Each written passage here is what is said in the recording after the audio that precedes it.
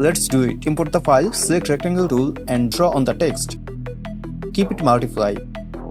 For adjusting, we can use rotation. Select also another text with same process. Keep the layer name. Open the transform bar, unlock scale chain and drop the keyframe. Click it for moving anchor point.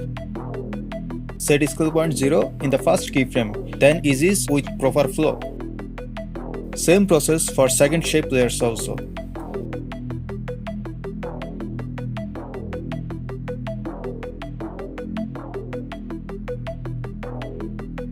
Drop roughen edge effect in both of layers. Keep offset of effect in the middle point of shape and enhance the border as you wish. Now it has been cooked.